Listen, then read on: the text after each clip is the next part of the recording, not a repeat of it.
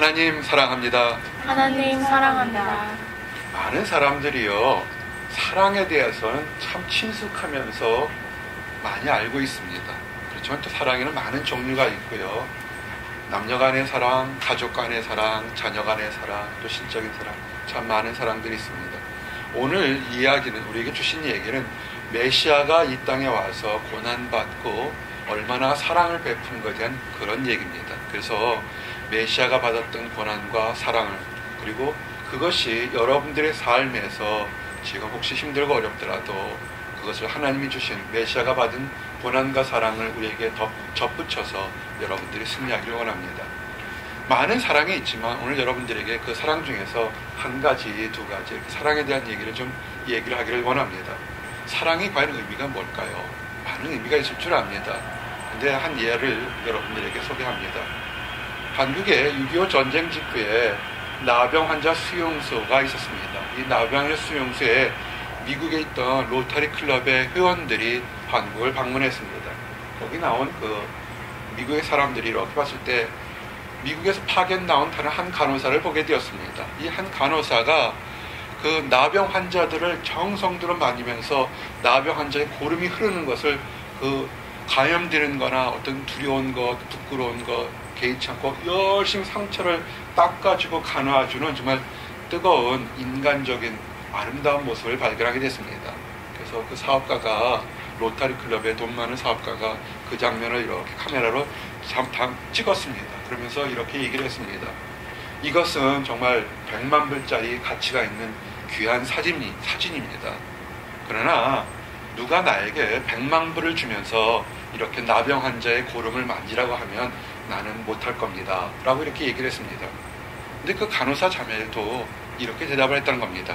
맞습니다. 나도 이 일은 할 수가 없습니다. 근데 누가 100만 불을 줘도 나도 이 일은 할 수가 없습니다. 라고 이렇게 대답을 한 겁니다. 그 로터리 클럽 회원이 물었습니다. 그런데 당신은 어떻게 이 일을 할 수가 있습니까? 근데 그 자매가 이렇게 대답했습니다. 나는 할 수 없지만 하나님의 사랑이 강권하기 때문에 내가 할 수 있습니다. 라고 이렇게 대답을 했다는 겁니다.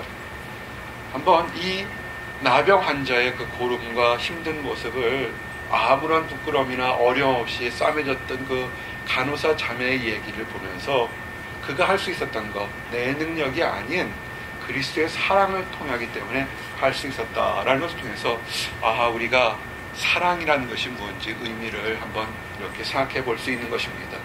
사랑의 의미, 내가 내 안에서 있는 것이 아니라 내가 받은 사랑 때문에 나도 다른 사람에게 전달할 수 있는 그런 의미가 있는 것이라 봅니다.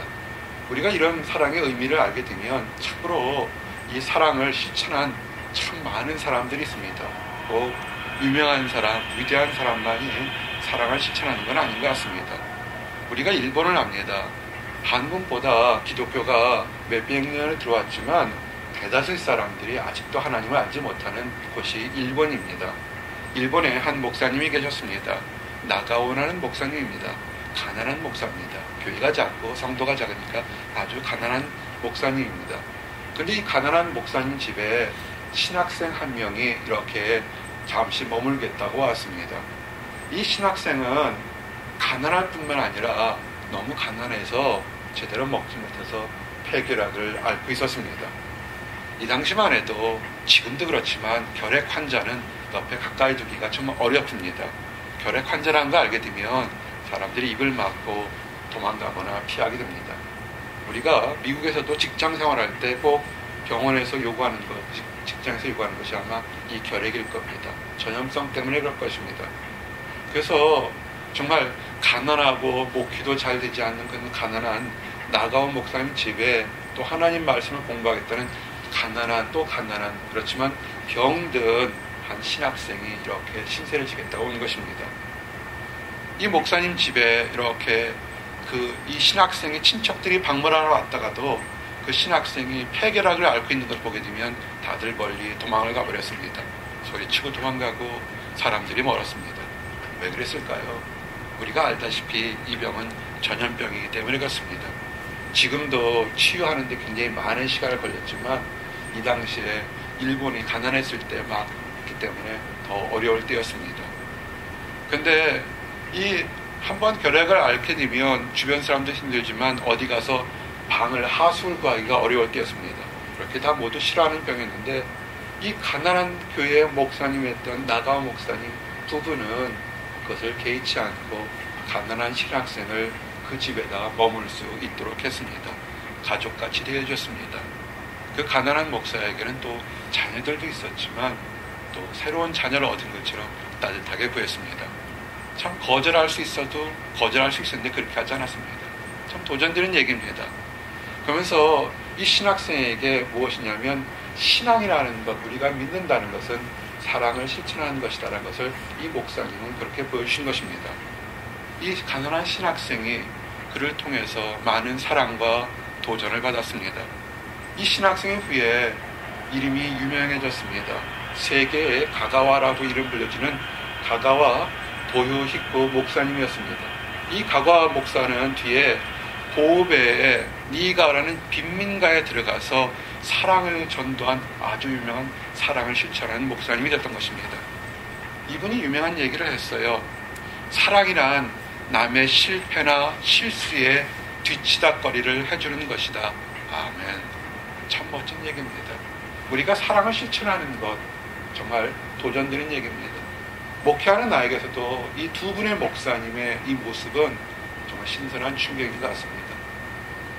많은 사람들이 목회라는 것이 수많은 사람들, 화려한 건물, 이름만 대면 칭찬받을 명성을 얻는 것에 혹시라도 관심을 두고 있는 것이 아닌지, 아니면 남들이 꺼리고 남들이 힘들어하는 사람들을 오히려 껴안고 그 사람을 재생산시키고 새롭게 변화시키려고 노력하는 것이 목회가 아닌지 한번 도전되는 얘기입니다.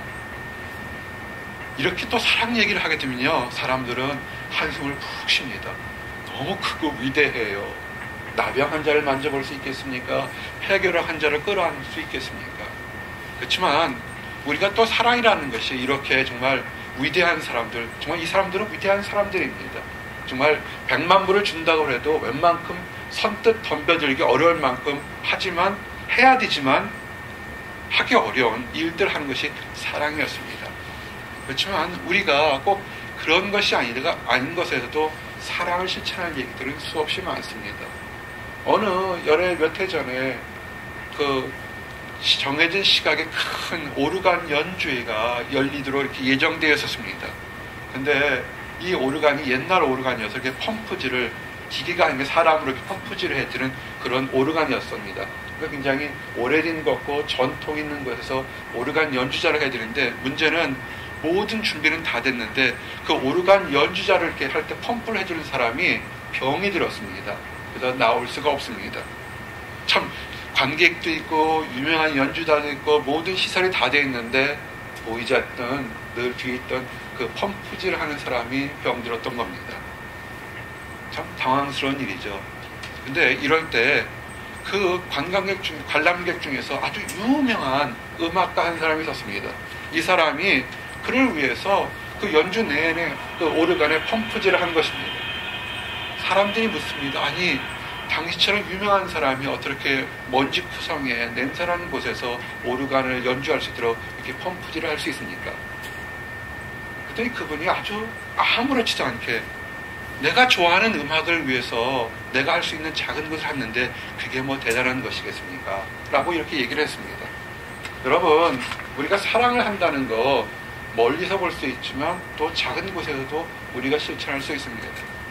우리가 오늘 다과를 한다고 해서 정말 어제부터 그저께 그전부터 막 준비하고 힘들고 어려운 이민생활, 유학생활, 참 유학생들 부엌 요만한데, 그죠? 살림살이 뭐 없는데도 덜그덕 떨면서 음식 하나 준비해서 우리 성도들 이렇게 같이 나눠주고 먹이려고 하는 것들, 그런 것도 사랑입니다. 사실 사랑이 있기 때문에 그렇게 우리에게 할 수 있는 겁니다. 한번 하나님도 보시고 우리 보면서 한번 크게 웃으면서 합시다. 하나님 사랑합니다. 하나님 사랑합니다. 같이 보시면서 성도님 사랑합니다. 성도님 사랑합니다. 그래요. 오늘 얘기가 그런 겁니다. 오늘 50장 얘기 주제가 있는데요. 한번 함께 고백합니다. 고난 중에 소망과 승리. 고난 중에 소망과 승리. 오늘 여러분들은 이사야서 50장 말씀을 이렇게 좀 펴면서 쫓아오시기 바랍니다. 이사야서 50장 1절에서 2절 얘기는 뭐냐면요. 1절에서 2절을 한번 여러분 읽어주시기 바랍니다. 시작. 나 여호와가 이같이 말하노라. 내가 너희 어미를 내보낸 이혼 증서가 어디 있느냐? 내가 어느 체주에게 너희를 팔았느냐? 보라, 너희는 너희의 죄악으로 말미암아 팔렸고 너희의 어미는 너희의 배역함으로 말미암아 내보냄을 받았느니라. 내가 왔어도 사람이 없었으며 내가 불러도 대답하는 자가 없었으면 어찌 되느냐? 내 손이 어찌 자가 구속하지 못하겠느냐? 내게 어찌 건질 능력이 없겠느냐? 보라, 내가 꾸짖어 바다를 마르게 하며 강들이 생물을 되게 하며 물이 없어졌으므로 그 물고기들이 악취를 내며 피해서 죽이니라. 아멘. 어떻게 보면 하나님이 사람들을 책망하는 것 같습니다. 근데 사실 사람과의 관계에서 왜 사람들이 멀리 갔느냐 얘기할 때 하나님이 잘못해서 그런 것이 아니라 사실은 사람들의 욕심 때문에, 죄악 때문에 하나님 관계가 멀어졌습니다. 우리가 남녀와의 관계의 문제나 또는 직장과의 문제 또는 어떤 대인 관계에서 사랑을 나누고 존경을 나눌 때에서 멀어지는 게 뭐냐면 어느 한 사람이 올바르지 못하고 거짓말하고 또는 다른 범죄를 했을 때 그 관계는 끊어질 수밖에 없게 됩니다. 대표적인 예가 우리가 성경에서 있을 때 성전으로 유명한 솔로몬이 있습니다. 솔로몬이 정말 화려한 성전이었지만 그 솔로몬의 아들 르호보암이 솔로몬의 모든 것을 가졌지만 르호보암이 교만함으로 해서 솔로몬의 그 통합 왕국이 그냥 나라가 둘로 갈라졌습니다. 그러면서 나라가 둘로 갈라지면서도 여전히 하나님 앞에서 무지하고 교만함으로 해서 이제는 다른 곳에서 심판을 받게 됩니다. 우리가 하나님의 사랑을 받는다 하지만 무지하거나 교만하지 않고 때에 주서 기회를 주는데도 회개하지 않으면 다른 곳에서 우리를 심판하는 것이 있다는 것을 알게 됩니다. 이것은 뭐냐면 그래서 르호보암이 회개를 하지 않으니까 그 당시에 애굽왕 시삭이 수많은 병거를 데리고 와서 이들을 침략합니다. 너무나 침략해서 이제 유다 땅이 하루아침에 무너지게 됐습니다. 그런데 르호보암이요, 아버지 솔로몬이나 다른 사람이 배워서 자기가 나라가 위기에 처하니까 순간적으로 찔끔했습니다. 그러면서 이렇게 역대하 12장 6절에 보니까 이에 이스라엘 방백들과 왕이 스스로 겸비하여 이르되 여호와는 의로우시다 하매 여호와께서 그들이 스스로 겸비함을 보신지라 여호와의 말씀이 스마에게 임하여 이르시되 그들이 스스로 겸비하였으니 내가 멸하지 아니하고 저희를 조금 구원하여 나의 노를 시삭의 손을 통하여 예루살렘에 쏟지 아니하리라. 아멘. 그래서 우리가 잘못했을 때 가장 먼저 해야 될 것, 뭔가 지금 나의 삶에 삐딱삐딱 한다 치면 한번 따라하세요. 회개하자. 겸손하자. 겸손하십시오. 내가 열심히 노력하는 것 같고 내가 많은 것 같은데도 마음에 불안이 있거나 내 환경이, 내 육신이, 내 주변에 뭔가 약간 불안하게 될 때는 그것은 하나님의 워닝, 경고 사인입니다. 겸손하시고 내려놓기 바랍니다. 우리가 솔로몬의 성전은 우리가 정말 역사상 지금 사진으로 나와 있지만 성경의 규절을 보면 얼마나 아름답고 멋있었습니까? 그렇지만 그 아들 르호보암이 교만하고 회개하지 않으면서 옆에 난 애굽왕 시삭을 통해서 사실 솔로몬의 성전이 다 약탈당하게 됩니다. 한 세대를 갖추지 못하고 넘어가게 됩니다. 욕심 때문에 그렇습니다. 우리가 하고 싶은 것, 얻고 싶은 것, 먼 것들이 내가 많은 하나님의 사람들이 얘기하는데도 듣지 않는다는 것입니다. 오늘 읽었던 이사야서 50장 2절 3절에서 뭐냐면 하나님께서 무조건 책망하는 것이 아니라 선지자를 통해서 하나님의 말씀을 대하는 그런 사역자를 통해서 말씀을 주는데도 그들은 듣지 않았다는 것입니다. 그것은 지금도 여전히 일어나는 것입니다. 여러분, 매주마다 한 번, 두 번씩 이렇게 작은 목자가 또는 우리 사모가 또는 다른 사람들이 이렇게 수십 명의 사람들 개인적으로 하면서 이렇게 하나님 말씀을 이렇게 전달하게 됩니다. 그때 사실은 그 말씀을 전할 때 그냥 전해주는 것이 아니라 하나님이 어떤 계시나 도전을 줬기 때문에 전해주게 됩니다. 근데 그 반응하는 걸 보고서 그 사람이 영적 상태가 어디쯤 가고 있는 걸 알 수 있다는 거 아세요? 통상적으로 영적 상태가 정상적일 때 되게 되면 어떻게 반응하냐면 하나님 말씀을 이렇게 전해두면 첫 번째 마디가 아멘 하고도 나오게 됩니다. 그러면서 그 다음 얘기들이 나오게 됩니다. 근데 하나님과의 관계가 좀 멀어졌을 때 되면 전혀 그런 얘기가 아니고 다른 얘기가 먼저 나오게 됩니다. 그리고 좀 더 멀어지면 아예 답을 하지 않습니다. 사실 작은 목자는 목회를 하면서 그런 걸 통해서 이 성도가 지금 대충 어디쯤 가고 있는가를 생각해서 오히려 그 성도가 좀 더 하나님 곁으로 가까이 오라고 얘기를 합니다. 여러분, 하나님도 그랬습니다. 이스라엘 역사를 통해서 수없이 갑자기 생각해보세요. 다윗이 엄청난 역사를 통해서 많은 재물과 헌신을 통해서 성전을 지으려고 했지만 하나님은 허락하지 않았고 그 아들 솔로몬 때 성전을 짓고 전무후무하게 그 이전에도 그 이후에도 없을 화려한 성전과 부와 명예와 능력을 다 줬다고요. 그런 능력이라면 최소한 100년, 200년은 돼야 되는데 그 아들 르호보암이 아들이라고 하지만 나이가 40대였다고요. 있었지만 하루아침에 다 꺼먹고 그것을 갖다 애굽의 사람들에게 다 뺏겼다는 겁니다. 여러분에게도 이것은 나에게도 도전되는 얘기입니다. 내가 과거에 신앙생활 열심히 한 것, 내 과거에 기적 같은 응답이 있었으니까 내가 앞으로도 좋을 거지. 주의해야 됩니다. 우리는 늘 겸손해야 되고 어제 말씀을 들었으면 오늘도 말씀을 들으려고 노력해야 된다는 것을 얘기를 하는 것입니다. 얘기를 합니다. 만약에 듣지 않게 되면 하나님께서 계속해서 심판하겠다. 이렇게 르호보암 때 그 얘기를 했지만 이스라엘 백성들은 계속 타락해서 나중에는 그 르호보암 때 그 하나님 성전권을 많이 뺏기면 나중에는 느부갓네살 왕 때 바벨론 시대 때는 그 모든 것을 다 뺏기는 그런 역사가 일어났던 것입니다. 이렇게 되어 있습니다. 역대하 36장 16절 17절 보니까 그의 백성이 하나님의 사신들을 비웃고 그의 말씀을 멸시하며 그의 선지자들을 욕하며 여호와의 진노를 그의 백성에게 미치게 하여 회복할 수 없게 하였으므로 하나님이 갈대 왕의 손에 그들을 다 넘기심에 그가 와서 그들의 성전에서 칼로 청년들을 죽이며 청년 남녀와 노인과 병약한 사람들을 긍휼히 여기지 아니하였으며 아멘. 사실상 이 이후로 우리가 얘기하는 솔로몬 성전은 역사 속에 사라져버렸습니다. 우리가 구약에 있었던 법궤, 하나님의 법궤도 어느 순간에 이 역사 이후는 역사 속에서 완전히 사라졌습니다. 지금 어디 갔는지 아무도 모릅니다. 그것이 하나님의 비밀입니다. 하나님의 말씀이 인간들에게 붙이니까 아마 치우쳤을 거라고 봅니다. 여러분, 우리가 있을 때 하나님은 계속해서 메시아를 통해서 사자를 통해서 선지자를 통해서 복음을 전하게 됩니다. 현대 교회에 한번 이것을 적용해 봐야 됩니다. 수많은 교회들이 있습니다. 그렇지만 수많은 교회들이 과연 얼마나 하나님의 말씀을 있는 그대로 올바르게 전달해야 되는지에 대해서는 우리가 도전을 갖게 됩니다.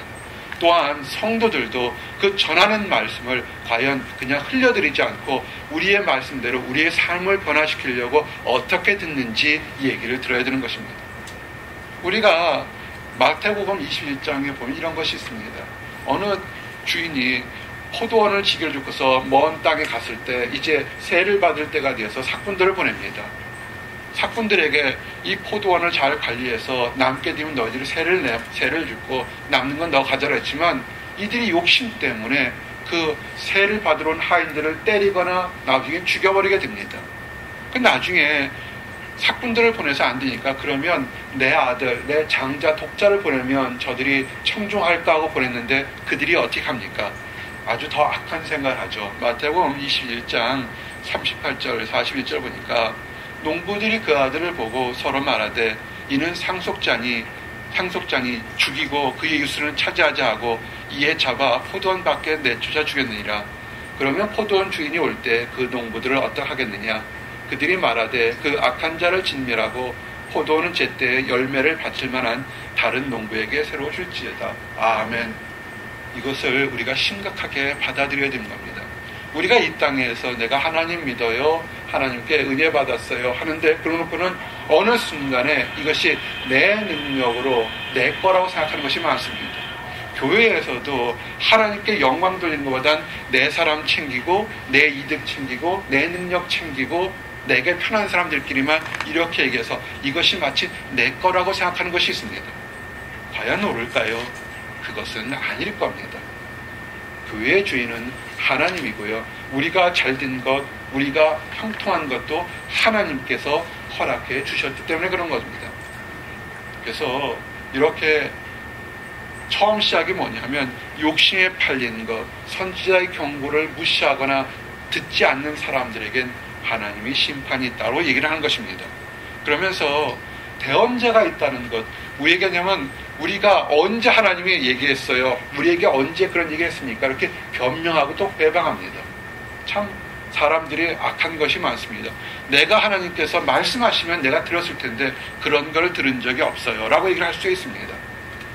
성경은 에스겔서 3장 17절에 인자야 내가 너를 이스라엘의 족속에 파수꾼으로 세웠으니 너는 내 입의 말을 듣고 나를 대신하여 그들을 깨우치라. 아멘. 에스겔 선지자서도 이스라엘 백성들이 복음을 전하거나 이렇게 올바르게 살라 그러면 안 들을 것을 알아서 두려워했습니다. 그럴 때 하나님 뭐라고 했습니까? 내가 너에게 말을 전하라는 것은 너의 능력으로 너의 지식과 이성과 판단으로 하는 것이 아니라 내가 너를 보낸 것이니까 결과와 상관없이 너는 전하라는 것입니다. 우리가 복음 전하는 것에서 되게 두려워하거나 꺼리는 것이 있습니다. 전에도요 듣지도 않고 그 다음에 반응도 없고 또는 때로는 회방당합니다. 그 자체가 우리의 교만이라는 것을 아셔야 합니다. 왜냐하면 우리에게 말씀을 전하는 것이 내 머릿속에 가슴속에 떠오르는 것이 아니라 하나님께서 하라고 명령하는 것입니다. 그래서 우리가 하나님이 언제 우리에게 얘기하실지 또 그걸 하게 되면 새벽부터 밤늦게까지 특별히 아침에 눈을 뜨는 새벽부터 하나님의 말씀을 하나님께서 우리에게 뭐라고 하실지를 깨닫고 준비해야 되는 것입니다. 예수님도 그랬어요.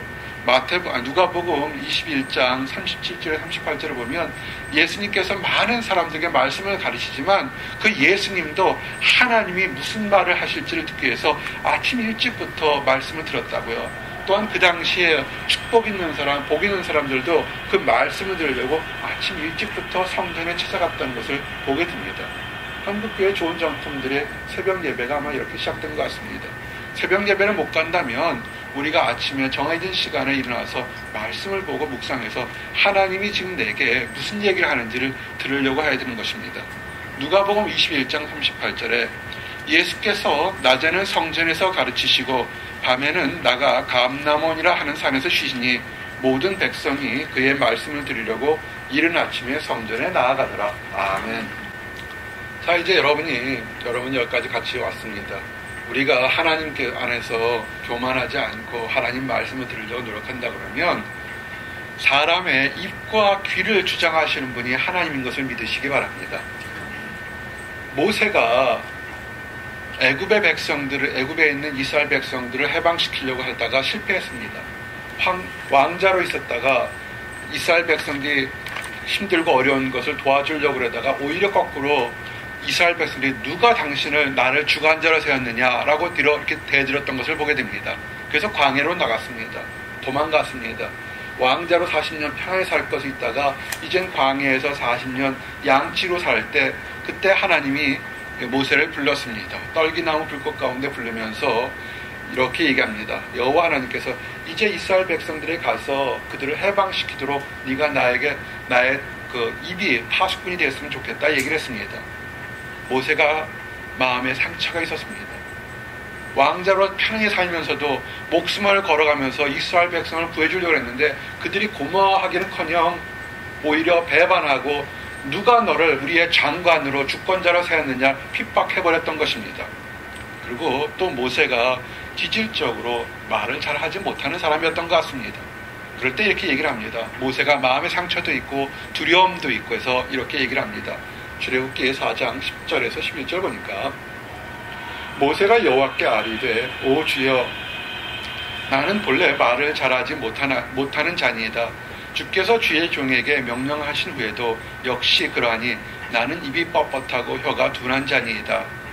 이렇게 말씀하셨어요. 그랬더니 하나님께서 여호와께서 그에게 이르시되 누가 사람의 입을 지었느냐 누가 말 못하는 자나 못 듣는 자나 눈 밝은 자나 맹인이 되게 하였느냐? 나 여호와가 아니냐? 아멘. 여러분, 이것이 위로와 도전이 우리에게 되어야 되는 것입니다. 우리가 많은 사람들에게 사랑합니다 할 때, 에휴, 저는 원래 성격이 좀 까칠해서요, 잘 웃지 못해요, 사랑 베풀지 못해요, 저 원래 그런 거 잘하는 거 못하는 거 아시잖아요. 이렇게 말하는 것이 엄청나게 하나님 앞에 교만하다는 것입니다. 하나님이 쓰시게 되면 눈가 입가의 모든 것에 미소를 띠면서 사랑을 전할 수 있다는 겁니다. 모세가 나는 입이 뻣뻣하고 할 수 없어요 그럴 때 하나님이 뭐라 하냐면, 눈을 지은 사람이 누구고, 코를 지은 사람이 누구고, 입을 지은 사람이 누구고, 귀를 지은 사람이 누구냐는 겁니다. 하나님입니다. 하나님이 지었기 때문에 하나님 뜻이 있으면 가서 순종하는 것입니다. 순종하게 되면 그때 놀라운 역사가 일어나는 것입니다. 우리가 직장 내에서 우리가 그리스도인으로서 사랑을 증거하는 거, 복음 증거하는 거 어렵게 생각하지 마시기 바랍니다. 우리의 마음이 닫혀 있어서 그렇지, 듣고 열리면 하나님께 하시는 말씀 그대로 그 시대 가장 적절한 얘기를 하게 됩니다. 작은 목자가 여러분들을 위해서 기도할 때 학자의 입을 갖게 해달라고 얘기를 합니다. 발표할 때, 논문할 때 여러분의 힘으로만 하게 되면 준비한 여러분의 것만을 증거할 수 있습니다. 우리가 과학하는 거 발명한다고 그러지 않잖아요. 발견한다고 그러잖아요. 하나님이 여러분 안에 감춰있던 보물을, 능력을 주셔서 이렇게 입을 터져서 나오게 하는 것입니다. 그것을 많은 사람들이 한 번, 두 번, 세 번 경험하게 됩니다. 그러면 그렇게 그런 것이 전문적인 분야뿐이 아니라 우리의 사랑도, 우리의 마음 전달한 것도 하나님은 동일하게 역사하실 수 있다는 겁니다. 어떤 사람들은 또 얘기합니다. 제가 너무 바빠요. 하는 일이 많습니다. 지쳤습니다. 세상 일이 많습니다. 라고 얘기를 합니다. 맞습니다. 연약할 때 하나님의 일을 증거하거나 사랑하기가 어려울 때 있습니다. 많이 마음이 힘든 것이 있을 때, 그럴 때 성경은 또 뭐라 하냐면 예수님께서 직접 이렇게 얘기했습니다. 수고하고 무거운 짐진 자들아 다 내게로 오라. 내가 너희를 쉬게 하리라. 아멘. 마태복음 11장 28절에 우리가 변명하지 않아도 하나님께서는 우리의 마음을 아시고 쉬게 해주겠다는 겁니다. 하나님께 가까이 가지 않고 싶기 때문에 우리가 우리를 핑계대는 겁니다. 그렇게 하지 마십시오. 하나님께 말씀을 들으려고 하시기 바랍니다. 우리 지난주에서도 믿음이 나오는 것은 듣는 것에서 나온다고 그랬습니다. 로마서 10장 17절에 그러므로 믿음은 들음에서 나며 들음은 그리스도의 말씀으로 말미암느니라. 아멘. 우리가 계속해서 하나님 말씀을 많이 듣게 되면 나도 모르게 올바른 얘기, 거룩한 얘기를, 사랑의 얘기를 우리가 할 수 있다는 겁니다. 그리고 연약했던 거 내려놓고 담대해질 수 있다는 겁니다. 이것이 이사야서 50장 4절에 너의 입과 귀와 행사를 주장하는 것이 하나님이니까 이제 새롭게 사는 것을 바라보라는 것입니다. 그리고 우리가 고난 중에서도 소망 가지고 승리할 수 있는 것이 뭐냐면 순종하는 것입니다. 따라하십시오. 하나님께 순종하자. 하나님께 순종하자. 하나님께 순종하십시오. 이 순종이라는 것은 그저 예배 참석하는 것, 외형적으로만 하나님께 드리는 것을 얘기하는 것이 아닙니다. 하나님은 화려한 제사나 번제물, 이런 예식을 그렇게 좋아하지 않습니다. 그거보다는 이 중심에 마음에서부터 정말로 하나님을 바라보고 하나님을 찬양하며 또 잘못한 것, 부족한 것이 있으면 하나님께 통회하는 그 모습을 하나님이 기뻐하신다는 것을 아시기 바랍니다. 그것이 순종인 것입니다. 우리가 신앙생활을 한다고 하면서도 어떤 사람은 짧은 기간에서도 마음의 평화를 얻고 믿음이 뚝뚝 성장하는 사람이 있는가 하면 오랜 신앙생활을 하면서도 믿음이 성장하지 않고 뜻대로 되지 않는 경우가 있는 것이 있습니다. 왠지 아십니까? 그 중심에서 겉으로는 화려하고 믿는 모습을 보인다 할지는 중심에서 통해하지 않고 중심에서 하나님을 믿지 않기 때문에 성장이 더딜 수밖에 없는 것입니다. 시편 40편 6절에 나온 얘기가 주께서 내 귀를 통하여 내게 들려주시기를 제사와 예물을 기뻐하지 아니하시며 번제와 속죄제를 요구하지 아니하신다 하신지라. 아멘. 이게 믿음이 이어서 귀가 열리게 되면 하나님이 우리에게 하신 얘기를 듣는 겁니다. 하나님이 현대교회에 대해서 하는 얘기도 지금 들을 수 있다는 겁니다. 하나님이 원하시는 건 큰 건물, 수천 명이 들어가는, 수만 명이 들어가는 그런 큰 당당 같은 예배당을 필요한 것이 아니라 잃어버린 영혼들, 지친 영혼들, 낙심한 영혼들, 상처받은 영혼들에게 복음을 전하라고 말씀하시는 겁니다. 시편 40편 8절에 결론적으로 나의 하나님이여 내가 주의 뜻 행하기를 즐기오니 주의 법이 나의 심중에 있나이다 하였나이다. 아멘. 외형적으로 뭔가 큰 행사를 벌이는 것이 하나님이 기뻐하는 것에 순종하는 것이 아니라, 물론 그것도 중요할 수 있습니다. 하지만 하나님의 법이, 하나님의 길이 내게 있느냐는 것입니다. 많은 질문이나 상담을 받아보게 되면 가끔은 답답할 때가 뭐냐면, 그들이 욕심의 눈이 멀어서 이것 하고 싶어요, 저렇게 되고 싶어야 하는데 욕심이 멀어서 하나님이 말씀하시고 하나님의 법이, 하나님의 말씀이 이 가슴에 없다는 것을 발견하게 되는 겁니다. 그렇게 되면 상담하는 작은 목자도 참 힘들게 됩니다. 우선은 먼저 하나님의 말씀이 그 사람에게 들어가기를 원합니다. 본인이 하나님 말씀을 깨달았다면 그대로 실천하시길 바랍니다. 순종할 때 기적이 열립니다. 우리가 내 생각대로만 하고서 이렇게 하면 좋겠지, 나쁜 것 보지 않고 내가 눈이 멀고 귀가 멀고 입이 멀면 나쁜 것은 보이지 않고 좋은 것만 보면서 감싸려고 합니다. 그러지 말고 순종하게 하십시오. 비록 안 될 것 같고 부족한 것 같지라도 하나님이 역사하시면 그 모든 것을 변화시켜서 새롭게 만들 수 있다는 그런 기적을 믿으시기 바랍니다. 아멘. 이사야서 35장 5절에서 6절에 이렇게 기록되어 있습니다.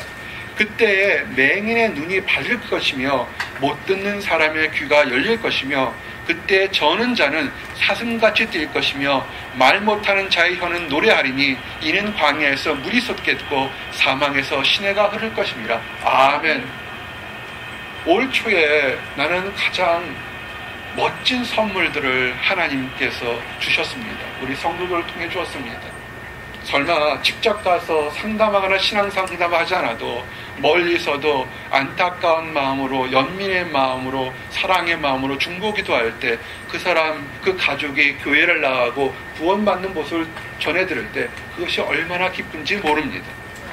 비록 멀리 떨어져 있지만 늘 사랑하며 그 형제와 그 자매가 잘 되기를 원할 때, 그들이 결혼이나 직장이나 중요한 문제가 있을 때 가장 먼저 연락을 하면서 하나님 감사합니다, 기도해 주신 거 감사합니다 연락 올 때, 그때는 하늘을 얻은 것과 똑같습니다. 우리가 지금 교회에서는 설교 말씀, 이런 말씀 카카오톡이나 이메일로 보내는데 이런 문자가 한 개서 왔습니다. 목사님, 보내주신 그 설교 아내와 함께 듣겠습니다. 얼마나 기뻤는지 모릅니다. 하나님께서 우리가 도저히 안 될 것 같고 멀리 있어서 눈에 보이지 않아서 아무것도 아닌 것 같지만, 그렇지만 하나님께서는 우리의 기도를 들으시고 저는 자가 뛰는 것처럼 역사할 수 있다는 것을 믿으시기 바랍니다.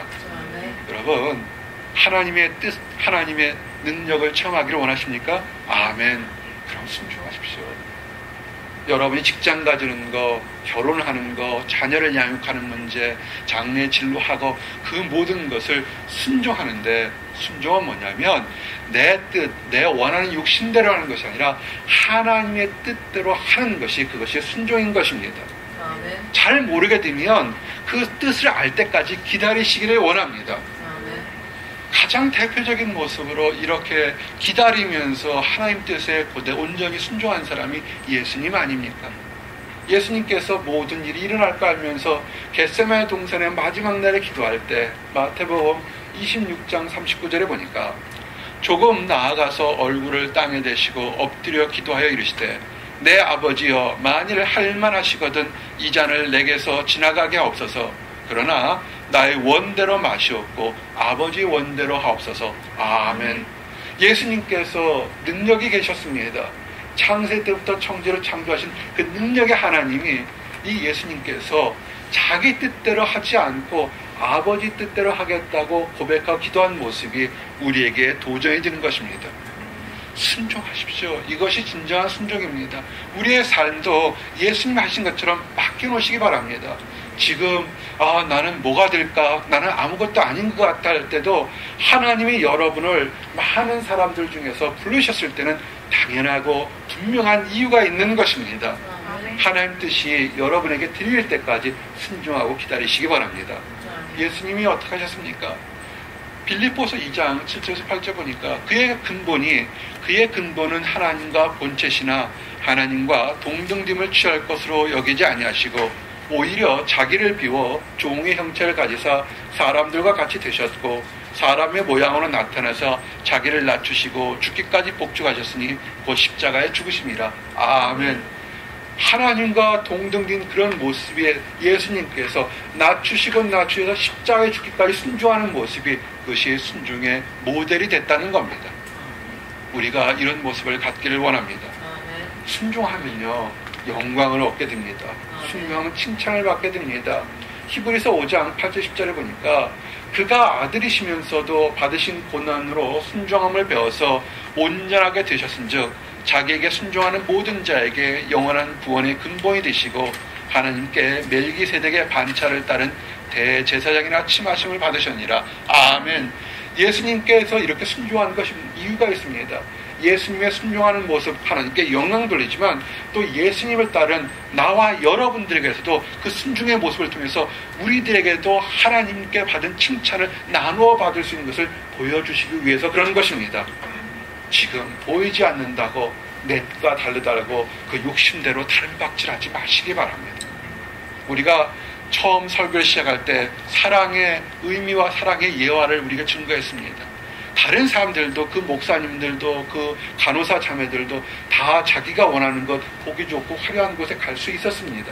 하지만 그가 받은 사랑의 의미대로 묵묵히 순종하고 실천할 때 본인뿐만 아니라 그 시대를 지나서 수없이 많은 사람들에게 엄청난 위대한 도전을 줬다는 사실을 기억하시기 바랍니다. 여러분, 순종한다는 것은요, 내가 받았던 것, 내가 은혜 받았던 것을 그대로 있는 대로 증거하는 거, 간증하는 것입니다. 사도 바울이요, 아그리빠 왕 했을 때 자기가 받았던 그 간증을 고백합니다. 사도 바울이 어떻습니까? 과거는 더럽고 추하고 악한 자였잖아요. 그러다 예수 만나서 지금 복음 전하는 사람에서 그것이 있었을 때 사도 바울은 내가 하나님의 능력 받아서 이렇게 훌륭하고 이적과 기적을 행한다 그렇게 얘기하지 않았습니다. 과거부터 시작해서 있는 그대로 얘기를 하는 것입니다. 우리가 신앙생활에서 이제 좀 거룩해지고 올바른 모습이면 마치 과거는 나는 그런 것이 없는 것처럼 이렇게 생각할 때가 있습니다. 아닙니다. 간증은 고백은 뭐냐면 나의 부끄러운 과백을 하나님께서 잿더미 속에서 화관을 만들었다는 것을 있는 대로 당당하게 고백할 수 있어야 되는 것입니다. 가끔은 이렇게 교제하며 상담해주면서 안타까운 사람들이 있는 것이 있습니다. 거짓말을 한다는 것입니다. 진실을 얘기하지 않고 포장한다는 것입니다. 그 나중에 왜 그런 얘기를 안 했어 할 정도로 때로는 당황할 때가 있습니다. 좋게만 보이려고 그러다 보니까 이럴 때가 있습니다.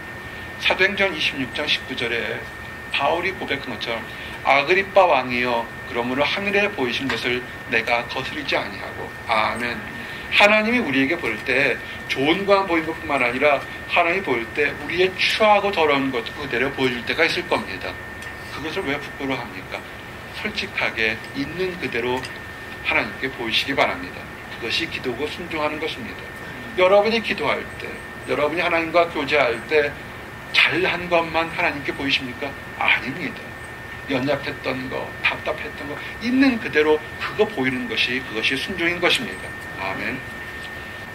이사야서 50장 6절은 악한 자를 용서하시고 오히려 그 악함 행하는 사람들을 오히려 용서하시고 사랑하는 예수님의 모습을 보게 됩니다. 정말로 그 예수님을 회방하고 힘들게 한 사람을 오히려 사랑하고 용서하는 모습에서 우리가 무엇이 사랑인지를 한번 도전을 받게 됩니다. 마태복음 27장 26절에 보니까 이렇게 이에 바라바는 그들에게 놓아주고 예수는 채찍질하고 십자가에 못 박혀 넘겨주니라 이렇게 되어 있습니다. 아멘. 예수님께서 잡혀서 이제 빌라도 앞에 있을 때 빌라도도 그렇고 그의 아내도 그렇고 예수님께서 죄가 없음을 알았습니다. 풀어주려고 노력을 할 때 오히려 이스라엘 백성들은 살인자요 범죄자인 바라바를 풀어주고서 오히려 예수님을 십자가에 매달려 죽으라고 얘기를 했습니다. 그럴 때 이렇게 돼서 그들이 이제는 십자가 달려갈 때 그 로마 병사들을 통해서 예수님께서 얼마나 회방당하고 그 조롱당한지를 알 수가 있습니다. 마태복음 27장 27절에서 31절 보니까 이에 총독의 군병들이 예수를 데리고 관정 안으로 들어가서 온 군대를 그에게로 모으고 그의 옷을 벗기고 홍포를 입히며 가시관을 엮고 그 머리에 씌우고 갈대를 그 오른손에 들리고 그 앞에서 무릎을 꿇고 희롱하여 이르되 유대인의 왕이여 평안할지어다 하며 그에게 침 뱉고 갈대를 빼앗아 그의 머리를 치더라. 희롱을 다한 후 홍포를 벗기고 도로 그의 옷을 입혀 십자가에 못 박으려 끌고 나가니라. 아멘. 정말 이것은 눈물이 물컹물컹 날 수 있는 그런 순간들의 얘기입니다. 만왕의 왕으로 오셨고 사람들의 죄와 허물을 위해서 십자가를 지겠다 하는데 그것을 감당하기도 어려워서 통곡해도 아쉬울 텐데 오히려 채찍질하고 매질하고 침뱉고 조롱하는 인간들의 악한 모습을 보게 됩니다. 여러분, 우리가 사랑을 실천한다고 해서 작은 사랑 실천한다고 해서 다 칭찬받을 거라고 생각하면 어린아이와 똑같습니다. 신앙생활 하면서 사랑을 베풀고 교회 내에서 사랑 베풀고 교회 밖 사랑 베풀었을 때 어쩌면 상당수는 오히려 조롱받고 배방받고 비난받을 때가 많다는 것을 아셔야 합니다. 그거 이상하게 생각하지 마십시오. 우리 주님 예수님이 그러셨다는 겁니다. 수없이 많은 사랑을 수없이 많은 기적과 이적을 베풀어서 사람들을 선한 걸로 인도하시려고 했는데 오히려 조롱당하고 백박받았다는 것입니다. 그렇다고 두려워하지 마시기 바랍니다. 이사야서 50장 7절에 보시니까 한번 따라하세요. 도우시는 하나님, 도우시는 하나님에 대한 얘기가 됩니다. 에스겔서 3장 7절에서 9절에 보니까 그러나 이스라엘 족속은 이마가 굳고 마음이 굳어 내 말을 듣고자 아니하리니 이는 내 말을 듣고자 아니함이라. 보라, 내가 그들의 얼굴을 마주보도록 네 얼굴을 굳게 하였고 그들의 이마를 마주보도록 네 이마를 굳게 하였으니 네 이마를 화석보다 굳은 금강석같이 하였으니 그들이 비록 반역하는 족속이라도 두려워하지 말며 그들의 얼굴을 무서워하지 말라 하시니라. 아멘. 사람들 무서워하지 말고요, 미워하지 마세요. 교회가 작든 크든요, 사랑을 베풀어도요, 칭찬받는 것을 생각하면 그것은 신앙이 어리석고 어린 겁니다.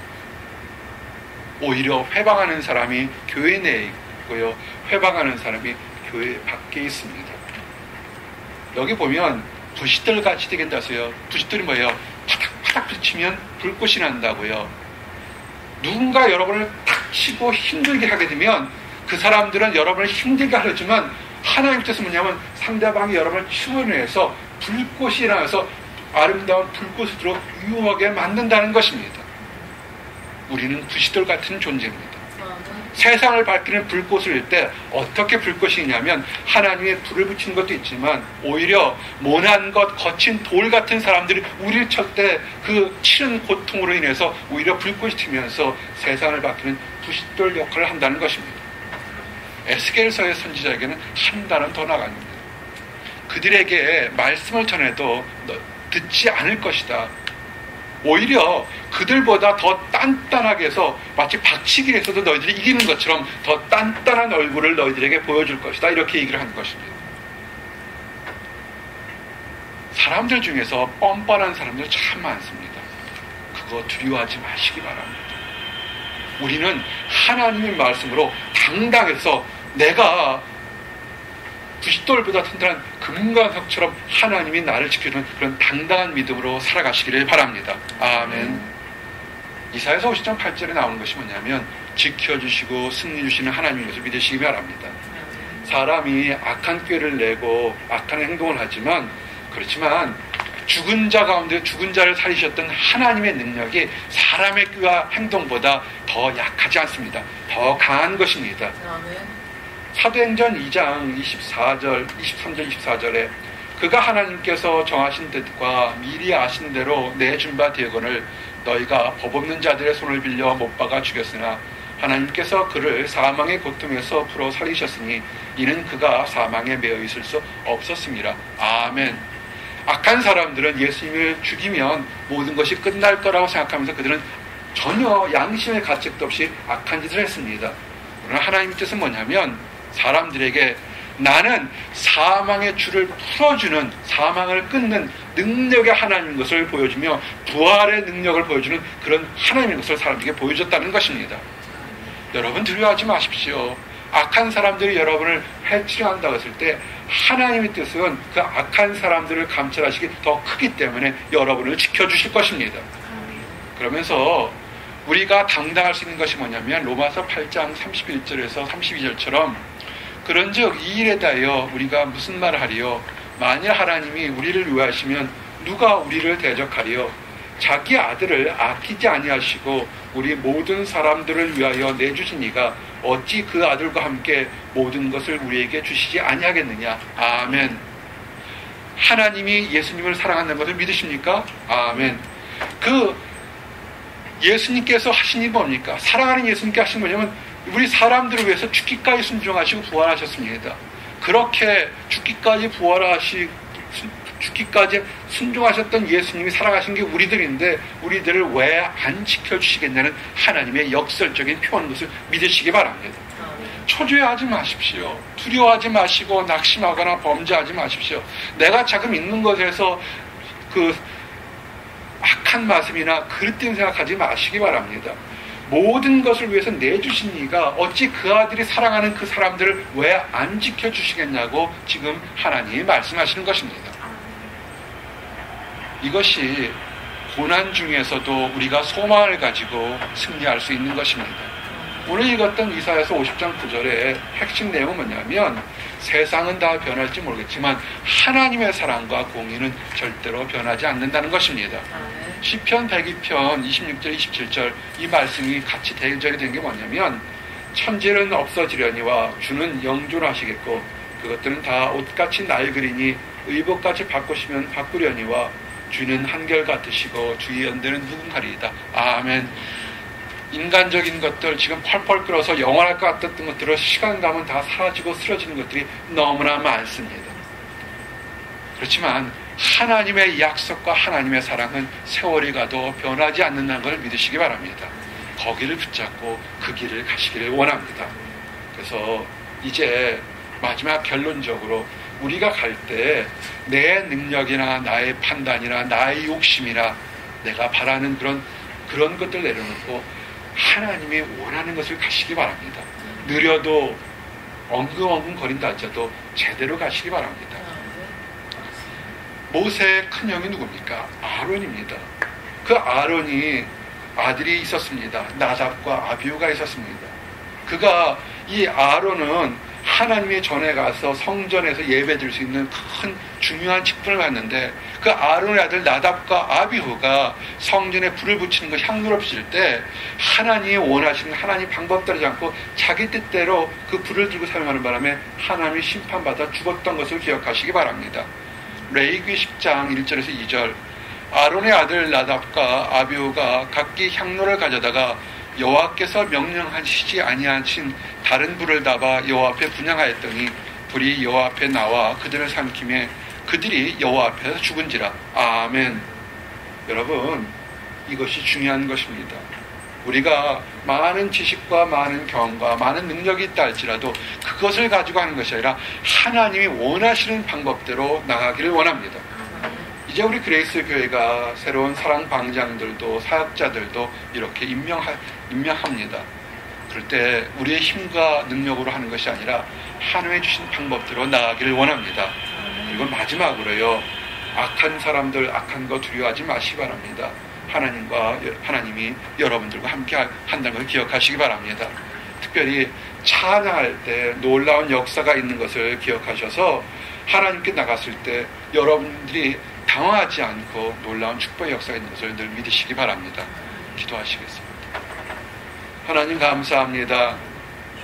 환난 중에 우리에게 소망과 승리를 허락해 주시면 인하여 감사합니다. 아버지 우리들이 하나님 앞에서 우리의 방법이 아닌 하나님의 방법대로 나가기를 원합니다. 아버지 우리를 위해서 모든 회방과 고통과 모욕을 다 참으셨던 예수님의 순종과 사랑을 깨달을 수 있도록 인도하여 주시옵소서. 왜 예수님께서 참으셨고 왜 예수님께서 채찍의 고통을 받으시며 십자가에서 죽기까지 했는지를 깨달을 수 있도록 인도하여 주시옵소서. 바로 우리들 때문에 그런 것을 깨달을 수 있도록 인도하여 주시옵소서. 늘 어그러지고 늘 배신하고 늘 회방하고 늘 시기와 질투하는 이 부족한 사람들을 위해서 예수님께서 십자가를 졌다는 사실을 깨달을 수 있도록 인도하여 주시옵소서. 그 예수님의 사랑으로 우리가 변화되었고 그 예수님의 사랑으로 우리가 새롭게 되었음을 고백합니다. 아버지, 이제 예수님의 사랑으로 예수님이 주셨던 방법으로 한 걸음 한 걸음 새롭게 변화될 수 있도록 인도하여 주시옵소서. 우리 주변에 하나님을 알지 못하는 사람들, 믿는다고 낙심한 사람들을 그들을 불쌍히 여기고 오히려 사랑할 수 있도록 인도하여 주시옵소서. 하나님을 알지 못하기 때문에 하나님 사랑을 체험하지 못하기 때문에 그들이 늘 힘들어하고 어렵게 안타깝게 살고 있습니다. 아버지, 우리가 그들에게 다가갈 수 있도록 인도하여 주시옵소서. 모세처럼 대들지 않도록 허락해 주시옵소서.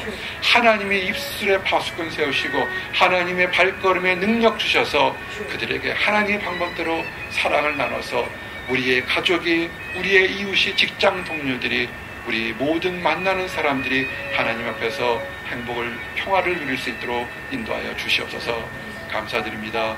예수 그리스도 이름 받들어 기도했습니다. 아멘.